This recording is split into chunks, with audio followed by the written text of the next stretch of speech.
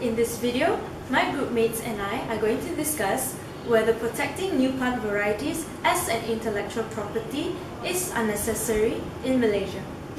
I will first start off by introducing about new plant varieties and the relevant acts in Malaysia.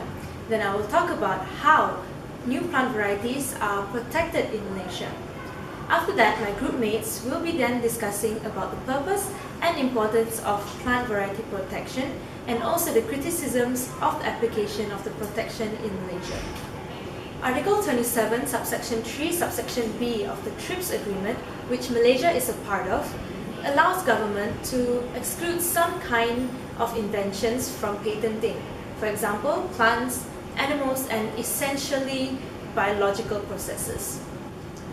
New varieties are constantly being developed for higher yields, better agronomic traits like taste, resistance against pests or diseases, tolerance to saline or drought conditions. These new varieties need to be protected given the fact that substantial investment in terms of skill, labor, resources, money and time is required in the breeding of new varieties. Prior to the Protection of New Plant Varieties Act 2004, there was no formal protection on the rights of breeders. However, an informal registration of new fruit varieties has been available for certification purposes. Although we have patent law in Malaysia to govern and protect registered patented invention, plant varieties are exempted from such protection. It was expressly stated in Section 13, subsection 2, subsection B of the Patent Act 1983, where it is accepted that plant varieties are not patentable, but it does not extend to inventions involving plants. Therefore, in Malaysia, these rights are administered under the Protection of New Plant Varieties Act 2004 and the Protection of New Plant Varieties Regulations 2008. The Act allows breeder to apply for grant of protection of plant variety. Plant variety protection, or otherwise known as plant breeders' rights, is a form of intellectual property rights, which grants breeders of new plant varieties exclusive rights to exploit their plant varieties for a specific period of time. Next, I'll be talking about the application for plant variety protection. So who can apply for plant variety protection? Firstly, we have the breeders, employer of the breeder, the successor in the title of the breeder. A farmer or a group of farmers, local community or indigenous people who have carried out the functions of a breeder, and also government or statutory body which has carried out the function of a breeder as well, can also apply for PVP. So how does those mentioned above apply for PVP? To apply for PVP, the candidate must first meet the following criteria, which is first, new, second, distinct, third, uniform, and last but not least, stable. On another hand, where a plant variety is bred or discovered and developed by a farmer, local community or indigenous people, the plant may be registered as a new plant variety and granted a breeder right if the plant variety is new, identifiable, and distinct. A mere discovery or find would not entitle the person to protection. Development is necessary to apply for PVP. Under the plant variety protection system, the protection is also extended to any plant variety which is essentially derived from the protected plant variety. Essentially derived is one that is distinguishable from the initial variety, but that retains the essential characteristics of the initial variety. Any plant variety which is not distinct from the original plant variety, and also to any plant variety where the production of such variety requires the repeated use of the protected plant variety. However, there are also certain situations where the rights conferred do not apply to, as seen in the slides. And these will be further elaborated by my group mates later in the discussion. Therefore, is it really necessary for protecting new plant varieties as an intellectual property in Malaysia? Now I'll pass the time to Tang Ben Cheong. How does Protection of New Plant Varieties Act 2004 works in Malaysia? This Act is a pan-Malaysian by nature, which is applicable to all the plants excludes microorganisms. The intellectual property right protection is granted via a registration process based on the validation of the plant characteristic which distinguish one plant from another plant. Under this Act, the scope of rights of breeders have been extended to the commercial basis, which include producing, reproducing, conditioning for the purpose of propagation, offers for sale, marketing, importing, exporting, and stocking the materials for the earlier activities. Any infringement under this Act is illegal. This Act grants the breeder to have the executive control over the propagating materials and harvesting material over the new plant varieties.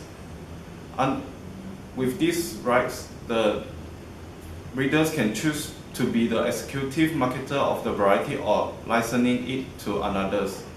In order to be qualified for such rights, the new plant variety must be new, distinct, uniform, and stable.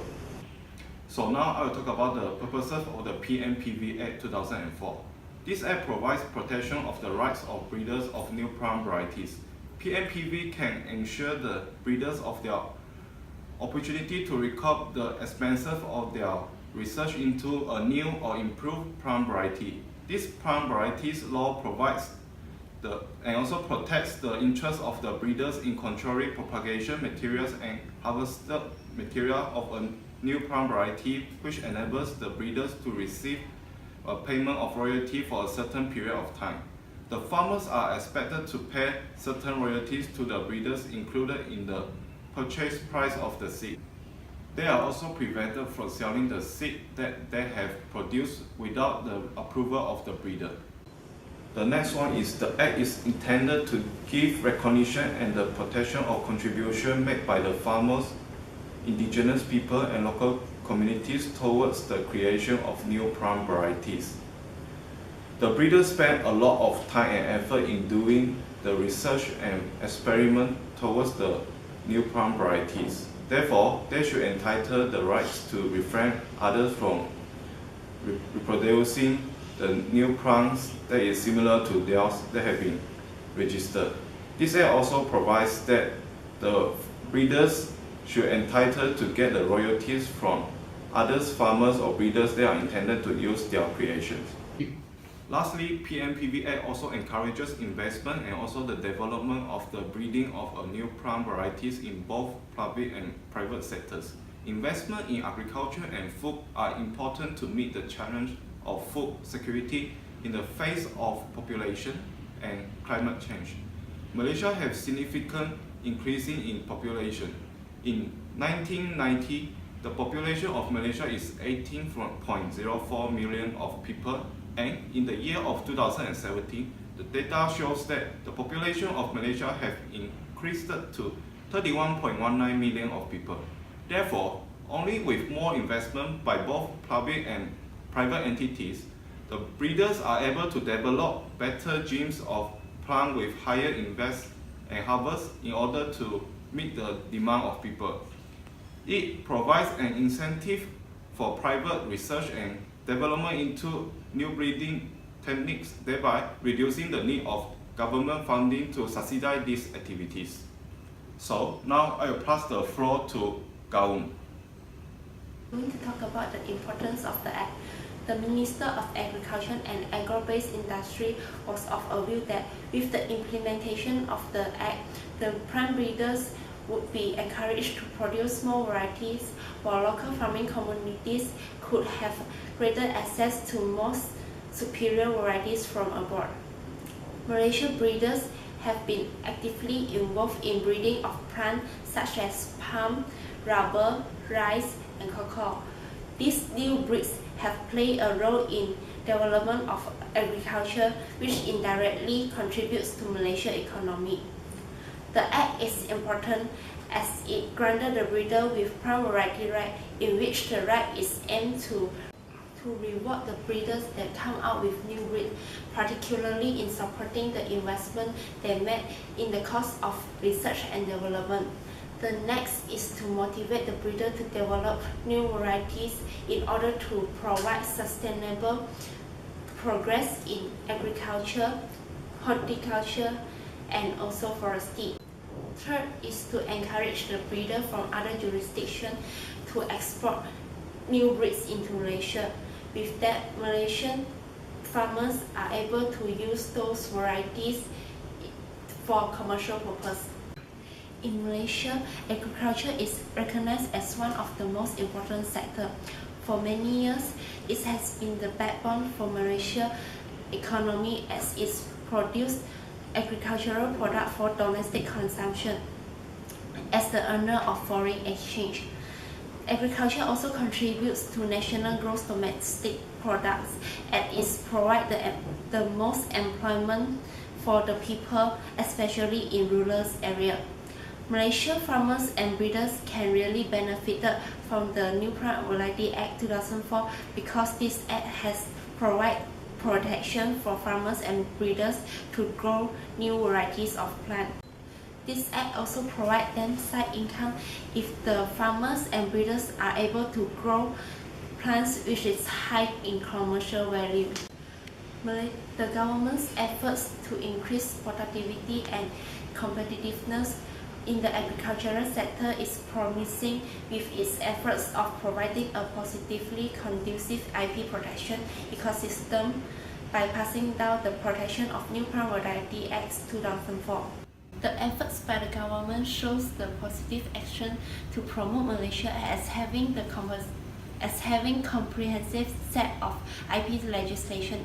With this IP legislation, it will attract more investment, development, collaboration, and technology transfer among the private sector and formal sector breeders to encourage the development of new plant variety for betterment of the society.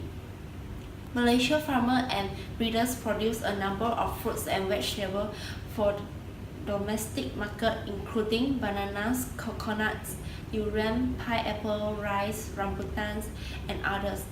The Malaysia tropical climate is very favorable for the production of various exotic fruits and vegetables, especially since Peninsular Malaysia seldom experiences hurricanes and drought. Now I will pass the floor to my friend Ho Yan. Now I'm going to talk about the criticism of protection for new plant varieties. Since the protection for new plant varieties are protected by the Protection for New Plant Varieties Act 2004 in Malaysia, we found that it could be criticized in three ways, which are: first, lack of protection for unregistered farmers; second, is more on restricting the small farmers' right; and third, the provision is subject to flexibility. Next, I will be elaborate more in the following slides. Regarding to the first point, which is lack of protection for unregistered farmers. As Section 48 subsection 1 stated that the holder shall have right to institute court proceeding against any person who has infringed or is infringing his right. Under Section 2, holders is interpreted as a holder of breeder's right. Again, breeder's right is interpreted as any person who has bred or has developed and discovered any new plant varieties under the same section. However, what if the unregistered farmer's rights have been infringed? Since the whole section above only concerns on the people who registered as a holder and has been granted right thereof by this particular act. Let me put this in other words. The act seems as an exploitation of the unregistered farmers in the sense that the act only confers the right to the holder when there is an infringement, but is silent for those unregistered farmers. Doubtlessly, what came up for the consideration of the unregistered farmers? How about their effort? How about the time they spent? These two problems shouldn't be taken into consideration? They shouldn't be protected? Unfortunately, the Act doesn't cover the position of the unregistered farmers. The second point is that this particular Act is more on restraining the small farmers' right. As Section 31, subsection 1 stated the limitation of a breeder's right to small farmers. Take a look. From subsection D to F, the breeder's right shall not extend to any act of propagating by the small farmers, any exchange of reasonable amount of material among the small farmers, and the small farmers shall not hold more safe seed than they require unless there is natural disaster or emergency happens. Question arises again. while the small farmers' right is more in nature of limitation of breeders' right rather than a standalone right. Nonetheless, the Act just enacted such provision without making any explanation behind of it. Thus, the small farmers' rights shouldn't be neglected as they play a vital role in agriculture. Is that the flexibility of the provision? It can be seen in section 14 subsection 2. The new plant varieties may be registered as a new plant variety. The word may provides flexibility to respond to unknowns. Owing to this particular act, hasn't been specifying any category of plant. For example, the most common category, sexual and asexual reproduction in plant, registration will be just qualified by satisfying the condition of application. It's meant that the level of criteria for registering the new plant varieties has been lowered down due to its flexibility, and which result in affecting indirectly the practice of statutory authority. The last part conclusion will be presented by my group member Erwin. Why do some say that it's unnecessary to have intellectual property protection for new plant varieties? The argument here is that even if there is a protection, unregistered farmers will not be protected under the Act. Yes, I do agree about this point. However, it should be a reason to encourage and motivate the farmers or breeders to register themselves so they can be safely protected under the New Plant Varieties Act 2004. Farmers from rural communities may not be aware of the enforcement of the Act. However, this should not be a reason for the farmers to infringe the rights of other breeders.